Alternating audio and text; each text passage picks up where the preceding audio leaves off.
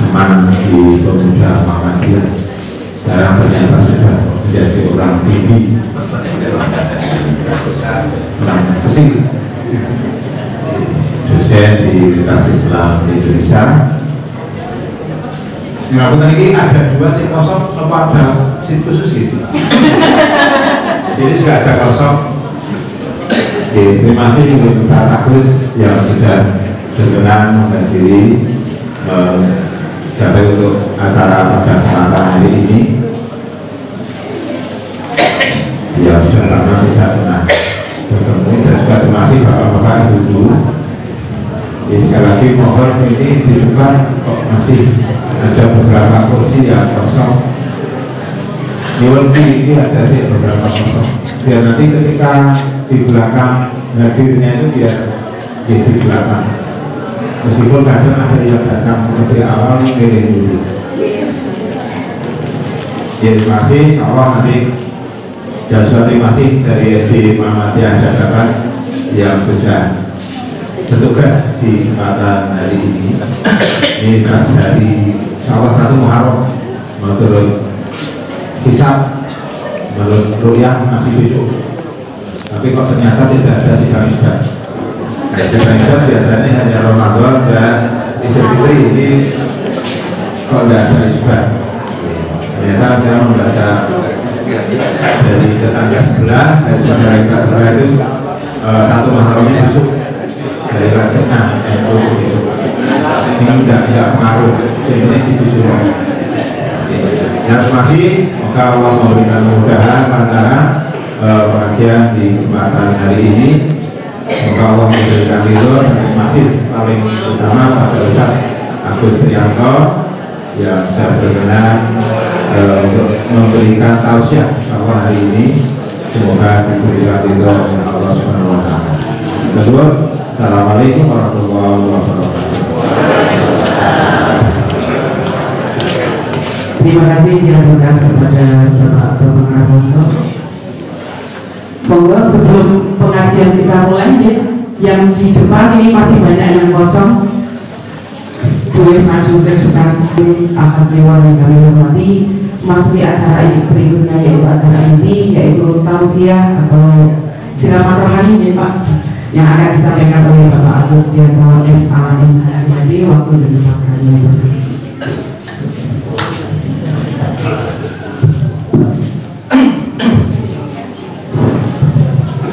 Assalamualaikum warahmatullahi wabarakatuh.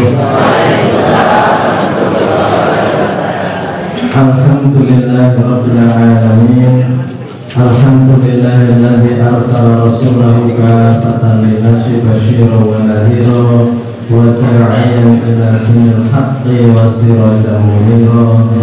Wassalatu wassalamu ala nabiyyina wa habibina wa uswatina wa qurrati a'yunina Muhammadin sallallahu alaihi wasallam wa ala alihi wa ashabihi wa ala sa'iri tabi'in ila yaumil qiyamah.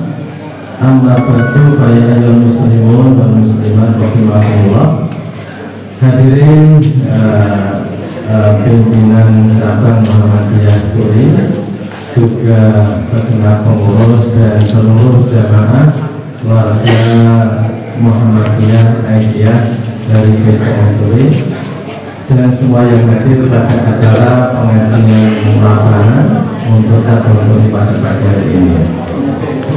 Alhamdulillahirrahmanirrahim, kita diizinkan oleh Allah untuk bertawasul bersilaturahim ya, jadi untuk bertemu dan sama-sama kita senantiasa bertafakuh dan bertafakur dengan ajaran agama Islam ini. Kalau di player judul yang ada itu memang saya diminta judulnya apa, saya menyampaikan baru berislam saja, belum beriman ya.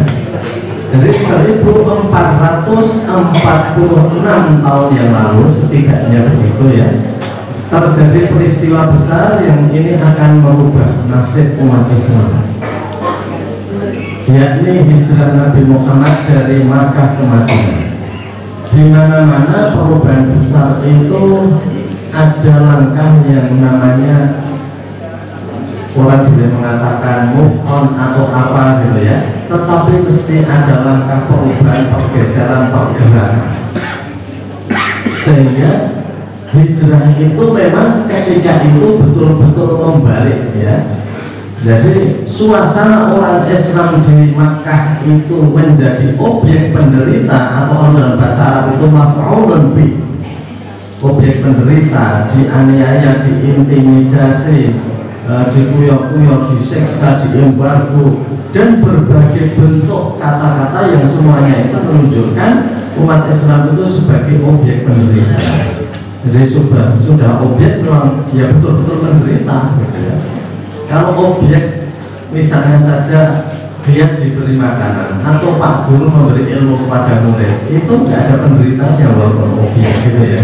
Tapi betul-betul bahwa orang Quraisy itu menyiksa orang.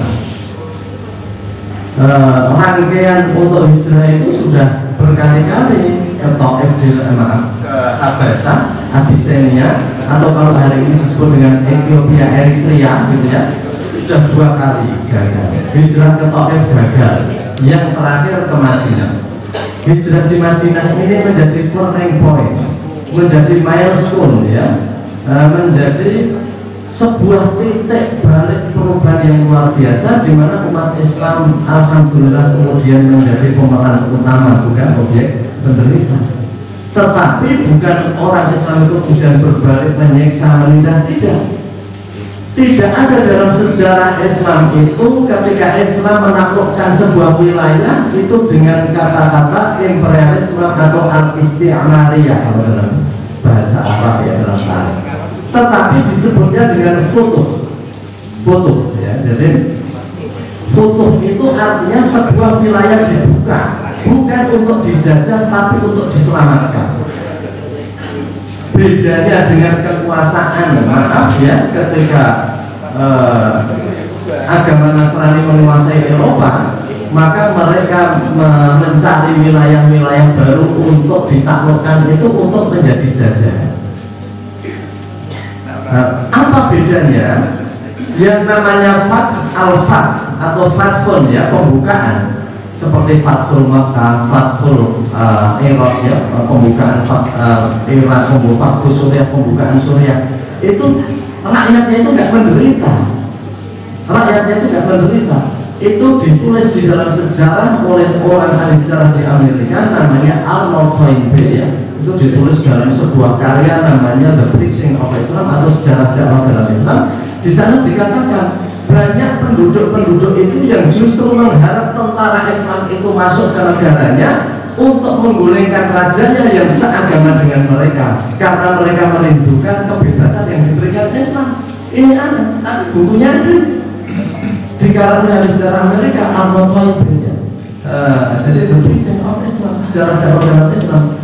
Jadi tentara Umar bin Khattab itu ketika masuk wilayah-wilayah daerah Palestina dan sekitarnya, penduduk sekitar itu justru membantu tentara Islam untuk menggulingkan penguasanya, walaupun seagama dengan mereka. Ini nggak pernah terjadi kalau di dalam sejarah. Ini bukan dongeng di balik dongeng ya, tapi cerita nyata gitu ya. Artinya bahwa itu ditulis oleh sejarah Amerika, sehingga dia mengatakan kesimpulan dari buku yang dia tulis itu, Arnold Toynbee itu mengatakan kalau dilihat dari semua masuknya Islam ke semua wilayah, bisa dikatakan bahwa Islam itu masuk dengan damai. Ada memang peperangan, tapi dibandingkan berbagai agama lain memasuki wilayah, Islam itu masuk itu dengan damai. Itu contohnya. Jadi penduduk setempat itu justru membantu tentara Islam tanpa diminta. Dan Umar bin Khattab juga mengatakan begini ketika menaklukkan Palestina. Jadi Palestina itu Bapak Ibu, memang orang Yahudi itu kan terluka-luka gitu ya, sejak dulu, karena Inna ladina kafaru Bani Israel dalam Al-Quran. Bani Israel itu memang dilaknat ceritanya. Maka semua orang di bumi selalu membenci orang Israel. Walaupun dibenci tapi masih menang saja gitu ya. Menang saja. Tapi itu memang Inna ladina kafaru Bani Israel ala lisan Daud Isa bin Maryam, melalui lisannya Nabi Daud dan Nabi Isa. Coba Nabi Daud yang membawa agama Yahudi, Nabi Isa membawa agama Nasrani, semua melaknat Israel. Walaupun Israel itu adalah penganut Yahudi. Kenapa? Karena orang Israel itu senantiasa menganiaya nabi-nabinya, selalu ngayal dengan nabinya. Tapi kembali lagi, ketika memasuki Palestina, maka tentara Islam itu disambut. Dan apa yang dikatakan Umar bin Khattab? Jadi kota Palestina itu dulu dijajah Romawi. Nah, jadi orang yang dijajah juga dijajah Romawi. Kemudian ketika tentara Islam menang, namanya dulu kota Elia. Elia itu bahasa Ibrani, Bapak Ibu, yang namanya Tuhan. Jadi Eli itu Tuhan. Jadi orang-orang yang namanya Eli sebenarnya dari bahasa Ibrani, Eli itu Tuhan. Kalau dalam bahasa Arab jadi Allah. Jadi maka di dalam Injil itu ketika Tuhan anak itu disalib dan dia kesakitan, maka dia mengucapkan Eli Eli lama sabachthani. Tuhan Tuhan, kenapa kamu meninggalkan saya? Ini yang jadi kritikan untuk agama Nasrani itu, karena masa Tuhan kok bisa mengeluh karena disiksa. Eli Eli lama sabachthani, ya. Tuhan Tuhan, kenapa engkau meninggalkan saya? Sama Tuhan kembali tadi gitu ya. Jadi kemudian kota Elia ini jatuh ke tangan orang Islam, tapi wali kota Elia itu mengatakan begini, saya akan menyerahkan kunci Yerusalem, ya, kunci Masjidil Aqsa langsung ke tangan Amirul Mukminin Umar bin Khattab. Saya nggak mau menyerahkan kunci ini ke orang lain, jangan diwakili. Umar harus datang. Wah, Umar harus datang dari Madinah. Itu jalannya jauh berapa itu? Dari Arab ke Israel, ke Palestina. Saya bilang Umar itu datang. Suatu saat di bawah waktu sholat, saya bilang Umar kemudian sholat di salah satu sinagog atau gereja. Tapi saya bilang Umar nggak mau masuk, hanya diserang di pinggirannya. Ditanya oleh sahabat yang mana, wahai Umar, kenapa nggak mau sholat di dalam? Saya khawatir kalau saya sholat di dalam akan menjadi alasan bagi orang-orang setelah saya untuk merubah tempat ini jadi masjid, karena Umar sholat dalam masjid.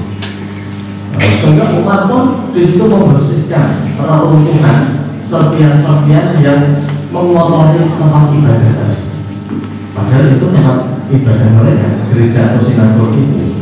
Kemudian Umar langsung menerima kunci Masjidil Aqsa ini, Masjidil Aqsa. Ketika Umar menyampaikan kunci Masjidil Aqsa, ada pidato bagus sekali dari Umar bin Khattab. Itu bisa dibaca dalam bukunya yang orang Amerika tadi. Nah itu antara lain mengatakan begini. Umar mengatakan kepada orang-orang Islam yang ada di sini, jangan paksa penduduknya untuk memeluk agama Islam. Walaupun orang Islam itu jangan dipaksa penduduknya untuk pindah agama, dan jangan hancurkan tempat ibadah mereka. Lindungilah orang-orang yang lemah. Mereka membayar jizyah, jadi orang Muslim kan membayar pajak keamanan, itu harus dilindungi. Kalau kamu tidak bisa melindungi, maka kamu tidak berhak mendapatkan pajak dari mereka. Maka suatu saat di salah satu wilayah tentara Islam tidak bisa menjaga orang Ahlul Kitab, Nasrani atau Yahudi, mengatakan kembalikan semua pajak dari mereka karena kita nggak bisa menjamin keamanan mereka. Sudah saja, pajak itu ada kompensasinya. Orang bayar pajak itu harus dijamin keamanan, dijamin kesejahteraan. Kalau nggak dijamin, negara itu jadi perampok, tapi terorganisir. Dan ini sudah dicontohkan sejak zaman Umar bin Khattab. Nah, maka ini saya kembali pada hijrah tadi ya. Setelah hijrah itu, ya, tidak ada 40 tahun dari hijrah itu Islam sudah menaklukkan Romawi dan Persia.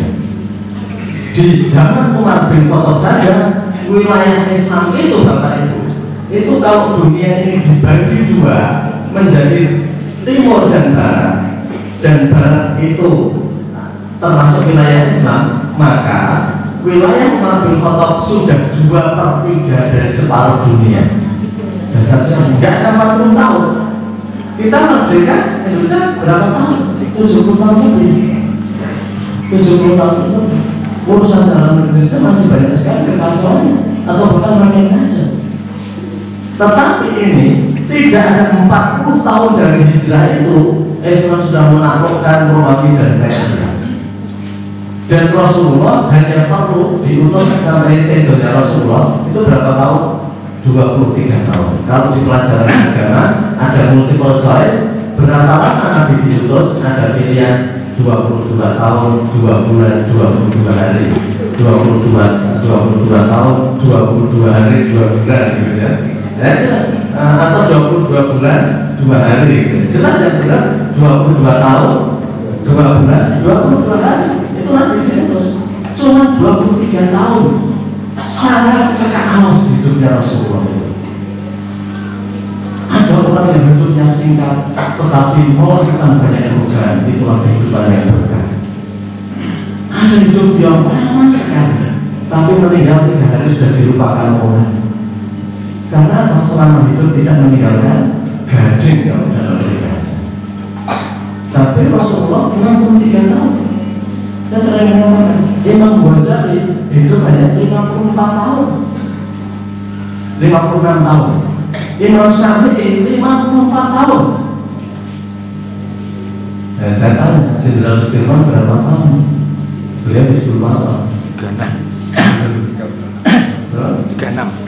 36 tahun. Saya ziarah ke Semanggi gitu ya, karena ada para perintis UI yang hidup di sana. Sehingga ketika acara milad saya diajak ikut ziarah, saya mengikut ziarah. Saya di depan sendiri kan makamnya Jenderal Sudirman dulu sebelum masuk. Saya itu kaget karena baru tahun itu ternyata Jenderal Sudirman itu usianya 36 tahun. Gue siswa dari Guru Muhammadiyah, jadi Silwanto, jadi tentara, nanti jenderal. Selesai 36 tahun. Nah, itu 36 tahun kayak boleh-boleh jawab makanya. Udah baru pakai apa yang diomongin belum di master. Bisa bicara lagi dari anak orang dengan apa dia anak orang ini. Nah, sebenarnya untuk saya 36 tahun, tapi sebenarnya that's over. Hidup selesai. Hidupnya hidup kok cekak anus. Walaupun kita kalau ditawarin cekak turun buatan hubungannya apa mbak Tawil umroh nanti mubarokan azizan. Jadi artinya Allah itu memberikan keberkahan hidup pada siapa yang dikehendaki, tentu karena ada upaya-upaya. Akhirnya nggak ada orang di sini yang namanya menjadi nama jalan. Jenderal Sudirman jadi nama jalan di setiap kota. Hidupnya 60 tahun dikenal di mana-mana. Itu karena hidup yang berkah, hidup yang meninggalkan asa. Jadi orang kaya belum tentu jadi nama jalan. Tapi orang-orang terkadang enggak mungkin dari kekayaan, enggak seberapa kepandaian, enggak seberapa, tapi manfaatnya mendalam. Maka dalam hadis Nabi, dan itu juga menjadi peribahasa juga, khairun nas anfa'uhum, sebaik-baik manusia itu yang bermanfaat bagi manusia. Itu kehidupan yang diberi duplikasi, sehingga ahli sejarah dari Amerika yang namanya Michael Hagan, ini bukan yang tadi, ini orang lain lagi, Michael. Jadi banyak ahli sejarah itu kalau tulis sejarah Nabi lama-lama masuk Islam karena kagum. Karena mungkin dari Oxford atau Cambridge itu juga yang menulis itu masuk Islam juga kan? Yang karena kagum kalau tulis itu. Jadi, itu orang-orang lain ya ahli sejarah yang bukan kita. Itu mereka menulis sejarah tentang Muhammad rata-rata berakhir dengan masuk Islam karena kagum. Bapak Ibu mungkin pernah dengar di Belanda itu ada tokoh politik liberal radikal yang anti Islam namanya Geert Wilders yang dulu membuat film The Vietnam. Film itu untuk mencoreng nama Islam. Dan saya kira Bapak Ibu pernah dapat kok di WA Group. Itu bahwa salah satu asisten Geert Wilders ini yang membantu pembuatan film Vietnam itu masuk Islam. namanya Joran Verklaren. Itu saya lihat YouTube-nya, talk show-nya ya, apa podcast-nya ya. Tapi yang bikin podcast ini dari Turki. Jadi namanya Eternity ya. Jadi itu podcast Turki yang mewawancarai orang-orang berpengaruh di dunia yang masuk Islam, termasuk Joran Verklaren. Ini nggak benar itu bahasa Inggris ya. Jadi ya bukan berarti sombong apa ya, cuman karena dengarnya ini. Joran Verklaren itu mengejutkan dunia karena dia habis membuat film The Fitnah. Dia kemudian memang tugasnya itu dia adalah membuat publikasi buku-buku untuk mengkampanyekan anti-Islam. Luar biasa tugasnya, kampanye anti-Islam. Tapi dia membaca buku yang ditulis orang Inggris yang penulisnya ya masuk Islam itu. Dia itu akhirnya kan untuk mengecam, menjelek-jelekan Islam itu harus tahu sejarah Islam juga. Jadi cara menghina yang pintar itu harus menghina nama ilmiah, harus tahu sejarahnya, harus tahu tidak asal mulai-mulai. Seperti kita mau umpamanya ya, orang itu menghina orang lain kan mempelajari sejarahnya dulu, bapak ibunya seperti apa, baru tahu kejelekan bapak ibunya nanti disiapkan. Dia itu kan memang orang begitu, lihat mbahnya siapa, apa kelakuan mbahnya. Jadi menghinanya itu nama ilmiah.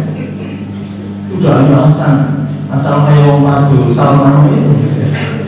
Nah ini ketika Joran Verklaren baca itu dalam rangka membaca sejarah untuk jelek-jelekan Islam nantinya, dia itu malah terpesona pada buku dan akhirnya itu dia memutuskan masuk Islam.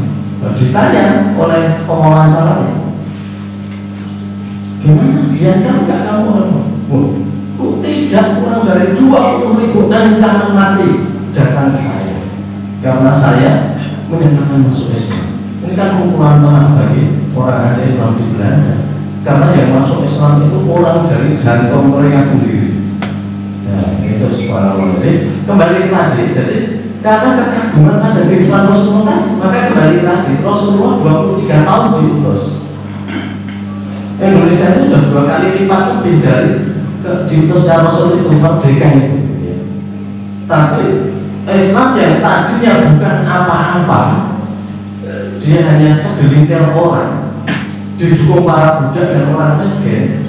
Belum ada 40 tahun di akhir masa Umar bin Khattab sudah menguasai 2/3 dari separuh dunia. Maka kalau bagi orang biasa perlu hidup berpuluh-puluh kali, mati oleh nyambung program sing rampung gitu ya, mati oleh mungkin belum bisa nyanyi itu, tapi Rasul cukup 23 tahun. Maka ditulis oleh Michael Hart, dia adalah tokoh nomor 1 di dunia yang paling berpengaruh. 100 the most influential person in history di dunia. 100 tokoh yang paling berpengaruh di dunia. Buku ini sudah saya dengar dari ustaz saya dulu sejak saya SMP. Jadi ini buku sudah lama, tapi sampai sekarang masih banyak dibaca. 100 orang yang paling berpengaruh di dunia. Dari Indonesia nggak ada yang bermasuk di situ. Nggak ada. Nomor 1 Nabi Muhammad, nomor 2 Isaac Newton yang menemukan gravitasi. Karena nggak ada teori. Hampir semua teori dalam fisika menggunakan gravitasi. Maka Isaac Newton perlunya ranking 2 karena mempengaruhi dunia. Apakah kalau Anda nggak masuk ranking itu? Menurut Michael Hart, untuk dikatakan bisa mempengaruhi dunia, itu harus ada pertimbangan begini. Seandainya dia tidak lahir, peristiwa ini terjadi enggak? Itu baru dikatakan jadi berpengaruh. Kalau kemerdekaan Indonesia bukan apa-apa ya, bukan mengecilkan. Seandainya Pak Hatta dan Pak Karno itu enggak ada, tentu akan ada orang yang lahir berikutnya yang merasa bahwa dijajah kira pengen. Terus saya sudah merdeka, mesti akan begitu. Jadi ini bukan faktor Pak Karno dan Pak Hatta, hanya karena dia kebetulan lahir lebih awal. Maka nggak bisa masuk itu dalam sejarah dunia. Tapi kalau Isaac Newton menemukan gravitasi, itu kenapa masuk? Karena sudah banyak orang kejatuhan benda-benda sejak dulu, tapi nggak ada yang menemukan bahwa itu gravitasi. Kan dia menemukan gravitasi karena ada 2 apel yang menjatuhi dia. Lalu dia mikir, kenapa ya benda itu jatuh ke bawah? Wong Jawa saya buat dan saya ketiban. kemudian belanja musuh ambil terus tapi kenapa orang Jawa rasa menemukan gravitasi ya karena dia bukan perubah sejarah bukan membuat kembali tadi intinya ini baru mau masuk dalam judul kenapa Islam itu bisa sedemikian cepat maka kembali tadi mereka itu beriman dan tidak sekedar Islam. Dalam surat Hujurat ayat 14 yang saya jadikan judul itu, Allah mengatakan a'udzubillahi minasyaitonirrajim qalatil a'rabu amanna qul lam tu'minu walakin qulu aslamna wa lam yadkhulul imanu fi qulubikum. Qalatil a'rabu amanna, orang-orang Arab Badui, Arab pedalaman mengatakan kami beriman. Sebagaimana orang terkadang mengatakan kita mengikut yang saya, kita mengikut yang pilihan. Oleh Al-Quran langsung dibantah. Kurang untuk minum. Mereka mengatakan kami beriman. Sama Allah juga. Kurang untuk minum katakan sama mereka itu. Lantuk minum. Kamu itu belum beriman. Muncul apa? Kurang sahabat banget. Walakin kuru aslan katakan kalau kamu baru Islam. Kamu baru Islam tapi kamu baru belum iman. Ya Islam itu contohnya gini. Puasa itu min tulu'il fajri ila ghurubiha, min tulu'i syamsi ila ghurubiha. Puasa itu kan kita al-ma'mum min al-akli wa syurbi wal jima'i min tulu'il fajri ila ghurubi syams. Jadi yang namanya puasa itu kan mencegah makanan, minum dan hal nafsu gitu ya. Itu dari sejak terbit matahari sampai tenggelamnya. Tapi kalau puasa itu diisi tidur, misalnya, kata saya itu terkadang dia kosong ini kemarin kosong. Kemarin pas COVID kemarin coba terus. Nanti sahur itu nanti lah, harus kalau makanya bersyukur itu tilam. Nanti jam siji kok kamu bu kok kosong gelis ya. Batal buatan. Tapi apakah puasa itu supposed to be like that? Puasa mestinya tidak seperti itu. Puasa itu apalagi tetap aktivitas, kosong-kosong, kosong-kosong, kosong-lemes, biar kita itu merasakan penderitaan. Biar merasakan penderitaan dan muncul empati. Oh begini rasanya orang kelaparan. Oh begini kita itu kalau pas nggak ada makanan harus melakukan suatu pekerjaan. Karena kalau nggak disuruh puasa kan kita itu mesti akan makan. Apalagi hidup di zaman makmur. Setiap acara ada sengaja. Walaupun jenenge mulai kata, malah tirakatan kok mayoran gitu ya. Tirakatan itu dari bahasa Arab taroka meninggalkan. Tirakatan itu meninggalkan semua kenikmatan dunia itu tirakatan bisa. Mulai menunggu tanpa pokok, jadi tirakatan kepuasan ya, apa semangat, baru juga, tirakatan ini, bahasanya terus yang tirakatan, dan mulai kata, bentuknya mulai kata di nafsu, buatan dalam muncul, lain kok ngantuk, lain kok bosan, lain kok gede ngomong, baru main, tidak punya nafsu. Jadi ketika seorang sahabat namanya Salman Al-Farisi ini mencari agama yang luar biasa, yaitu pindah agama yang akhirnya sampai pada Islam. Karena Salman Al-Farisi itu dari Irak, dari Persia, menyembah api, pindah agama Yahudi, pindah agama Nasrani, akhirnya soal ketemu Islam, ketemunya pun karena jadi budak dan diberi oleh orang Medina. Padahal dia tujuannya memang mencari agama Islam tidak. Ini sama Al-Farisi ketika mau meninggal itu ya orang-orang yang oleh Allah itu memang dikaruniai jalan yang baik dalam hidup ya. Tentu atas pencariannya juga itu meninggalkan dengan jalan yang sangat mudah. Salman Al-Farisi ketika sepuh sama istrinya mau meninggal itu hanya budak ini pada istrinya, tolong ambilkan apa yang saya titipkan kamu dulu suruh menyimpan. Jadi Salman Al-Farisi tidak ke istrinya menyimpan sesuatu tapi nggak diberitahu. ternyata itu pewangian yang dia dapat ketika dia ikut peran menaklukkan wilayah tertentu ya. Dan itu ada pembagian peran dan sebagainya, dia dapat minyak wangi. Minyak wangi itu disimpan untuk menyambut datangnya malaikat, dasar sekali. Jadi dia seorang yang berjuang, disimpan, kemudian wangi dibuka. Ini tolong taburkan pewangian di sekitar saya. Ini ada makhluk yang akan datang yang dia nggak butuh makanan, dia hanya butuh pewangian. Taburkan pewangian di sekeliling saya. Sama istrinya ditaburkan di belakang gitu ya, biar harum suasananya. Sekarang jendela dan pintu ditutup, istri yang menutup pintu dan jendela balik Salman Al-Farisi sudah pergi ke alam bakar dijemput malaikat tadi. Kematian istimewa, kematian istimewa. Jadi malaikat mau datang dengan tahu. Ini loh ibaratnya kok bisa ya punya cita-cita begitu. Jadi dia sebagai orang yang ikut orang kemana-mana, dia juga yang menemukan strategi perang Khandaq. Ketika umat Islam dikepung, yang itu menjadikan pasukan koalisi yang mengepung Islam itu kalang kabut. Sebulan nggak bisa masuk kota Madinah dan akhirnya dihancurkan oleh angin topan badai. Jadi setelah masuk kota Madinah karena ada parit semuanya, Rasulullah SAW ada pengisian gitu ya, datangkan angin sisan bubar pasukan koalisi. Pasukan koalisi itu bukan hanya Mekah, berbagai macam ya, serangan. Itu yang menemukan strateginya Salman Al-Farisi. Nabi itu menemukan ini kita akan diserang oleh banyak musuh, namanya Al-Ahzab. Al-Ahzab itu berbagai hizbun, berbagai kelompok. Maksudnya, gimana caranya kita melanjutkan mereka? Salman Al-Farisi langsung musuh. Gimana Rasulullah? Kalau kita bikin Salman Al-Farisi mengamati kota Madinah dan naluri militernya langsung muncul. Kita bikin parit. Kita akan siapkan parit ini. Semua musuh jangan sampai tahu kalau sekeliling Madinah sekarang ada paritnya.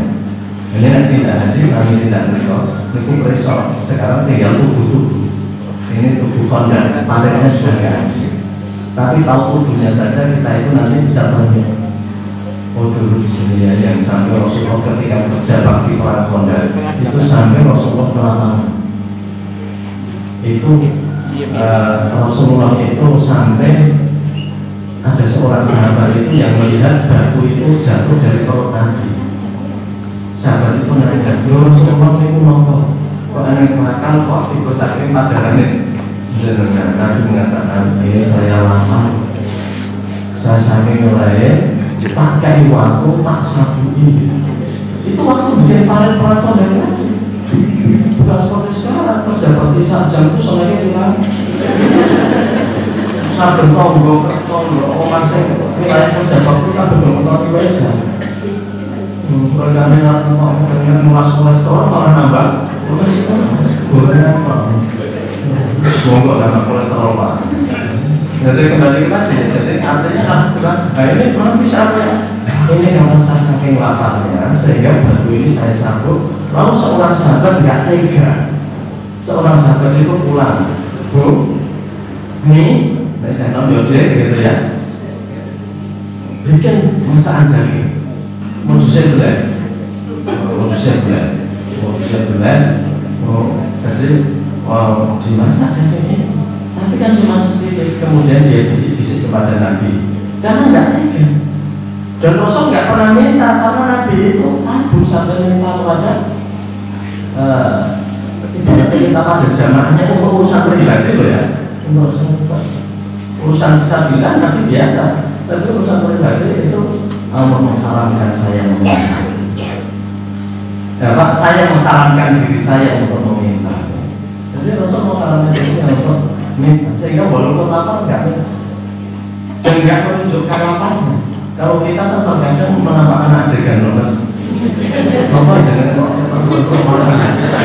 apa kok? Mencari pakai gitu ya. Enggak menunjukkan bahwa dia itu seperti itu. Sehingga sahabat tadi nggak tega langsung bisik-bisik kepada Rasulullah ini tiang beliau ini masak daging mohon ini jangan tidak beliau ini bukan sengaja tiang merganya masih kecil Wah, begitu seperti itu Nabi langsung ngajak, ayo, Bapak itu bintang, terus kadangnya mana sendiri. Ini kok kecil-kecil nih putihnya. Ini punya Rasulullah. Terus matur nek wong sithik wae. Ayo wis nek ngundang wong ora cukup mangan. Terus nek sahabat boten wani bantah kali Nabi. Dia hanya berdebar jantungnya kejadian apa gerangan yang mau terjadi. Wait and see, ya. Let's see what is going to be, ya. Apa yang mau terjadi. Kemudian Nabi itu, ayo makan ambil. Minta pada tuan rumahnya, neng ditutup, aja ditelok, ciduk PKB. Mau cukup, mau sesuai. Kali tuan rumah dibuka, kok bisa? Maka salah satu ujian Nabi adalah makanan sedikit cukup untuk orang. Ceritanya ke SD salah satu ujian Nabi. Neng sebab ceritanya ini katanya makanan sedikit cukup untuk orang banyak. Jadi bukan makan sedikit jadi banyak, tapi makan sedikit faktanya cukup untuk beliau Allah mengus malaikat pun dengan jogi. Nah jogi bolehnya bahwa makanan saya mas itu peristiwa paranormal. Jadi Salman Al-Farisi yang ketika rampasan perang nyimpan minyak wangi ditujukan nanti kalau malaikat datang. Luar biasa ya. Pikirannya tekan itu. Ibaratnya kok pikirannya tekan itu. Maka dia akan datang sebuah ini akan datang makhluk yang dia tidak menginginkan makanan dan minuman dan hanya menyukai pewanginya. Import pressure, tidak malaikat yang pun pressure.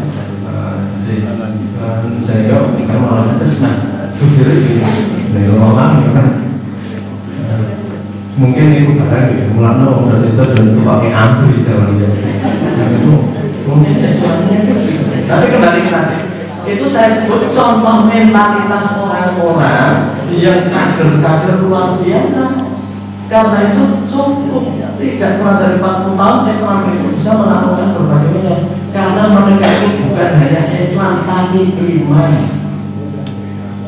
Jadi Islam itu hanya puasa setelah Ramadan seperti yang ada cacat tadi. Sudah cukup nanti jam sisi sholat dia baru sendiri terus delok game delok apa buka. Niku ora apa-apa, puasanya ra batal nih. Puasanya ra batal. Jadi kok terus siapin buka terus bukannya apa yang istimewa warna-warna dan itu ini jadi latihan kreatif atau latihan makan enak itu sulit jadi tujuan puasa itu kan memang salman mencegah semuanya sehingga orang keluar dari training puasa itu memang menjadi orang-orang yang daya tahannya tinggi. Maka faktor Mekah menang di bulan Ramadan. Kemudian Perang Badar menang di bulan Ramadan. Setan nggak bisa dibodoh. Jadi maka kembali tadi, tapi itu sudah Islam atau sholat panjenengan perso diiklankan yang ditutup, disiar ditutup. Sholat tarawih 21 rakaat 7 menit bisa kelar. Terus maksimum speed, kecepatan maksimal ya. Berarti udah biaya terus dengan gas. Ya sekolah gas terus, itu menit rampung. Nah, siap-siap bisa dengkulnya terjadi hati-hati manuvernya. Bismillahirrahmanirrahim. Batal buatan ya, batal. Wong faktanya itu ya tidak keluar atas, tidak apa-apa. Yang itu asmana tidak. Kalau iman itu sudah melibatkan hati kecintaan, perasaan, menyatu, kepatuhan, ketundukan, itu iman. Itu baru iman. Tembang niku sing dilarang niku merah itu kita dilarang jalan lurus. Ning nek kiri dhisik, terus kok kiri nang kiri meneh. Niku awake dhewe ora melanggar, niku wis Islam. Dan jalan tangan saya gede hari ini nggak ada kiri jalan terus. jalan-jalan sendiri kiri jalan terus kiri menjelang keluar mana kono kiri mana rangan dekat itu bisa. Nah takutnya menganggap enggak ya karena kiri jalan terus bulan kiri nah kono jalan bisa itu. Nah tujuan aku bilang bukan itu tetap membahayakan. Tujuannya itu biar tidak membahayakan. Nek saya mau GS kan ya mau contoh bulan kiri 12 menit. Ini nek CSI man orang yang ngomong tetap ada dalam hal kedisiplinan lalu lintas orang Eropa itu beriman karena walaupun nggak ada orangnya berani pas simbol orangnya berani motor nggak berani lewat padahal nggak ada pulau ini kalau pulau nanti untuk biasa orangnya gitu sih 14 sasin namanya. Jadi terserah nggak pulau Manggarai, pulau enter penyeberangan, pulau Pejen nggak mulai itu. Ini makai sepi, lomone hijau, pulau nyampe sepi. Mungkin ini orang iman, terserah orang sepi. Bahasa tekan rumah, hijaunya kayak pulau, ngomong cerah jalan. Mobil-mobil cuma ada, padahal pulau tekan. Mobilnya ada, padahal saya nyampe mau aku. Wah tetap patuh karena simbolnya ada orangnya walaupun orangnya ini sudah nggak ada. Ini konsepnya yang saya bapaknya kuliah Belanda, saya cilik kono orang ini lulus suwe ya. Jadi mulai niku anak ini ku nyabrang matanya mulai ini tanda hijau kan nyabrang walaupun sepirakan dibaca bapaknya berat-berat aja. Enggak. Nah bapaknya kadang yang wis nangkene ngoten ya. Asline yo kene. Sosok ketoknya anaknya nunggu hijau. Nunggu enten gambar mau nyabrang niku niku kayak gelem nyabrang. Jadi niku wis hakikatnya ngoten untuk menghormati orang lain untuk keamanan. Lha nek didelok ngoten niku awake dhewe niku yes. Dalam kehidupan masyarakat masih banyak yang pakai basuh. Karena tadi kalau ibaratnya beragama itu belum beriman, mereka baru berislam. Begitu takbir teman-teman Allahu Akbar, mulai kalian ini puji ini mau nangkono, coba aku janji rupak air, tekan salam gelagapan, Islam lagi. Ayat rapat, ini ke Islam. Nah iman itu kalau Nabi ngerti surah sholat itu harus puluhnya soal membasahi lehernya. Harus mati rekening ngerti terus. Nabi itu terkadang lehermus. Enggak ada perintah sholat itu harus nangis. Perintah sholat. Ya iso nangis kan kena urusan dia orang itu. Itu contohnya ya. Jadi maka orang-orang Arab Badui yang merasa sudah iman oleh Nabi walakin luas lama kamu baru Islam baru normalitasnya. Kenapa Islam setelah hijrah bisa menaklukkan dunia dalam waktu tidak lebih 40 tahun mereka adalah orang-orang beriman. Untuk penutupnya ya saya sambung. Sebagai penutupnya ini cerita contohnya orang iman ya. Sekarang ini kita mendengar judi online ya, ternyata menelan banyak korban.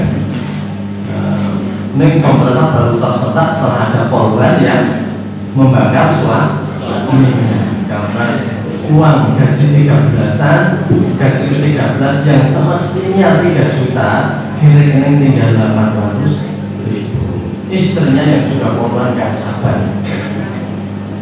Sudah cekok berkali-kali itu menjadi puncaknya karena judi online. Ini serius karena yang berantas sendiri malah yang terlibat. Ya dia siap karena terlibatnya sebagai pemain yang kalah. Tapi kalau terlibatnya sebagai backing atau sebagai orang-orang yang mendukung itu apa? Itu kejahatan di atas kejahatan karena penegaknya sendiri malah yang melakukan. Nah, cara Islam orang yang harus menegakkan melanggar hukum lebih berat dari orang biasa. hukuman Nabi itu lebih berat daripada orang biasa. Nabi Yunus itu hanya meninggalkan kaumnya karena diajak tidak main terus. Nabi Yunus itu nanti mau rawus kabeh tinggal masih sana. Nabi kok putus asa. Nah, rakyat biasa masih dimaklumi, tapi Nabi nggak boleh. Buat tenang sama Allah dibuat skenario. Naik kapalnya overweight, kelebihan muatan, ombak datangkan, ombak besar, sehingga di lotre siapa yang harus dikurangi untuk mengurangi beban kapal. Di lotre 3 kali jatuh ke Nabi Yunus, nggak ada ketentuan Nabi bencana. Karena Allah kan menghadapi begitu, Nabi mati putus asa. Ya nek murah di konselling, nek guru BP kok nanti stres. Dan dia harus menyembuhkan orang sebenarnya yang stres. Bukan nek sekolah mungkin kalau barang itu sekarang hampir 75% mahasiswa dan siswa itu terkena depresi sekarang. Itu generasi manja, generasi yang rentan, yang fragile, ya generasi tak manja. Ini positif baru, coklat positif motor, gitu ya. Ini generasi sekarang. Generasi kita, alhamdulillah kita mengalami hidup berkosong. Sehingga kita itu ya ketabahan masih ada. Nah, jadi kembali ke tadi. Nabi Yunus akhirnya berjumpa dan Allah mengutus ikan, ya. Ikannya ikan apa terserah, mau ikan namanya ikan hiu atau paus, tapi dalam cerita itu ikan nun. Ikan nun akhirnya Nabi Yunus dicampur. Tapi di dalam perut ikan Nabi Yunus bertasbih terus. Ya Allah, Tuhan itu keren tuh. Tuhan itu bisa jadi nabi itu memang tantangan. Tuhan itu buatan kian putusnya Allah, subhanallah. Seandainya Nabi Yunus selalu minal musabbihin dalam Allah. Kalau Nabi Yunus tidak termasuk orang yang senantiasa bertasbih, akan saya diamkan di situ sampai akhir zaman dengan Allah. Habis cerita Nabi Yunus ini. Dia akan dicerna ikan dan keluar sebagai kotoran ikan, tidak ada bekasnya. Nah, ini kan juri mana digiling dari Allah. Tidak ada cerita. Dalam Al-Quran disebutkan, lakukan Nabi Musabihin. Seandainya Nabi Yunus tidak termasuk orang yang musabihin, bertasbih atas semua kesalahan, dia akan saya biarkan sampai hari kiamat. Wah, Nabi Yunus bertasbih terus. Nah, kalau diceritanya menjelaskan dulu dan alirnya, caranya Nabi Yunus itu nggak boleh kan jeruk bakari dari kemarin mau lambung itu saya kurget ya, sampai saat ini lambung get mah ini minggir minggir Nabi Yunus keluar. Soalnya saya mau katakan ini cerita tadi Nabi Yunus akhirnya intinya begitu Allah menyelamatkan dan Nabi Yunus kemudian kembali lagi. Itu hukuman Nabi. Lalu dengan sekarang buku kepala tuh gimana? Jangan dengan ngerti teorinya, dengan melakukan frustrasi itu saya dari bocah-bocah.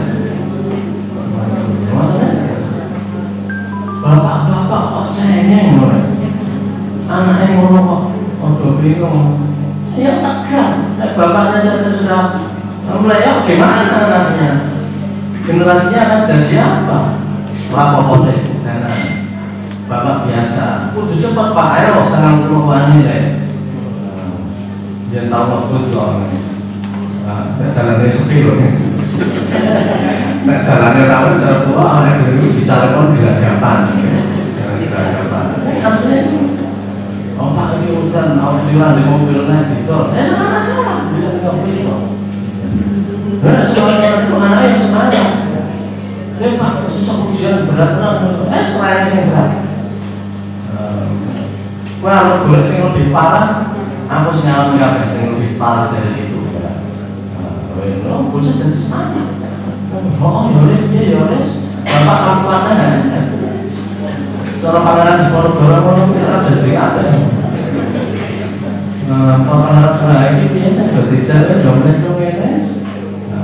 Cutnya dengan pangeran di Ponorogo nggak pernah seperti semuanya seperti itu. Nah, tadi jadi ketika ayat itu kalau yang Nah, jadi ketika ayat tentang khomer turun, nah ini sebagai hal terakhir, contoh keimanan. Ayat tentang khomer turun, khomer itu tradisi sejak ribuan tahun yang lalu. Orang selalu minum khomer, minuman keras, itu bagian dari tradisi manusia. Nah, Al-Quran itu melarang dengan 4 tahap Quran turun. Ya, pertama hanya menceritakan bahwa kamu memerah dari anggur dan kurma itu ekstrak yang kamu minum. Nah, ini dia kan. Kemudian yang kedua di dalamnya ada manfaat tapi ada madorot, tapi madorot yang lebih banyak tapi belum dilarang. Kemudian jangan kamu sholat dalam keadaan mabuk. Baru yang terakhir, sesungguhnya khomer, judi, mengundi nasib itu keji. Tinggalkan setan, fajtanibu, run away. Ya, kamu harus lari meninggalkan. Nah, sampai ayat keempat yang betul-betul suruh meninggalkan, itu langsung orang-orang itu ngambil kisah-kisah khomer. Ini orang Madinah itu biasa, khomer itu tidak hanya 1 botol, 2 botol kayak di sini. Itu mereka punya tampungan-tampungan ya. Itu semua ditumpahkan di halaman di gang-gang kota Madinah, itu berserakan khomer-khomer karena hari itu turun ayat larangan khomer. Dan itu katanya orang Islam judi dan khomer dilarang dulu-dulu, diingatkan ayatnya kok tetap jalan terus. Nah, kalau orang iman langsung kok itu semua tumpahkan semuanya. Dan ayat tentang larangan itu diakhiri fahal antum muntahun, apakah kalian juga mau berhenti? Para sahabat langsung jawab ayat itu, intahaina ya Rabb, intahaina, pun cukup, pun that's over, sudah selesai, kami sudah meninggalkan itu. Langsung dijawab ayat dan selesai. Itu namanya baru beriman. Sehingga para sahabat, kenapa toh para sahabat itu kok bisa tangguh? Kunanut al-iman qabla Islam. Kami diberi iman dulu yang mantap, baru diberikan Islam kewajiban-kewajiban. Awal dulu suka apa-apa, tapi belum diajarkan untuk menyanyi. Nah, waktu itu Islam itu pun dibuat apa-apa. Kita hayati seterusnya. Maka nggak usah kita aturakan dalam kesempatan menikah. Wonten kirangipun wonten tempatipun astagfirullahaladzim wa ala sholat. Assalamualaikum warahmatullahi wabarakatuh. Terima kasih diaturkan kepada Bapak Agus Riyadu atas tausiahnya yang luar biasa nih. Islam saja tidak cukup, harus kita kuatkan dengan keimanan kita.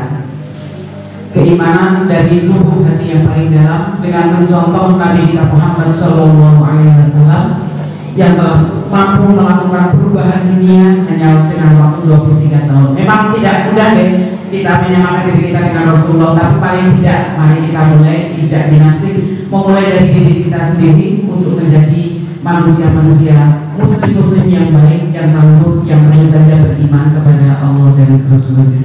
Terima kasih sekali lagi kepada Bapak